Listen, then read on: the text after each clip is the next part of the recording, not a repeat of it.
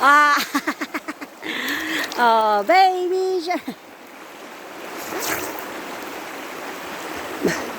Ito yung ilog sa amin, guys.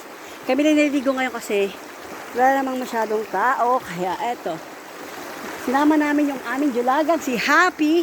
Nandun siya sa may tulay. Di ba na ako marunong lumangoy, guys? Ay, tinan ko ito.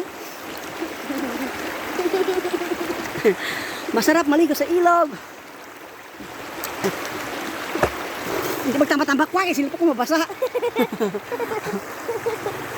Nagtamba-tamba man siya, guys. Ay.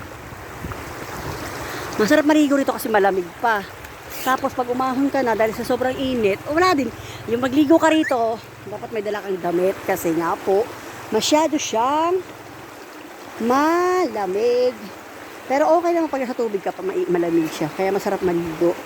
Kaso pag nasa takas ka na, wala naman, na siya, mainit. Kasi maglalakad na po kami pa uwi. Yun. Ba! Diba? Ang lamig-lamig. Sarap-sarap maligo po sa ilog. Nandito po kami ngayon sa aming probinsya, sa Negros Occidental. Yun. Yung aming mga kasama is nandun. Na nanguhuli po sila ng isda.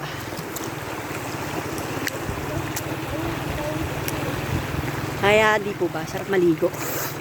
Sarap magbabad. Kaso, pag umuwi ka nga lang, sobrang init na kasi mainit sa daanan. So wala, tago-tago din pag medyo mainit-init na. Yan.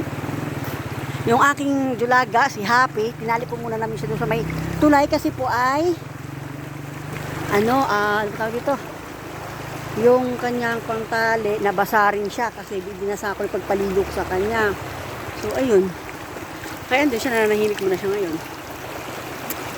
Nananahimik siya sa gilid ng tulay kasi kami ay maliligo.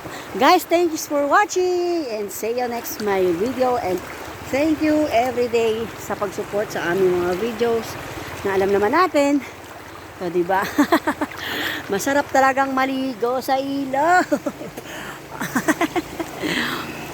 Bye-bye! God bless you all!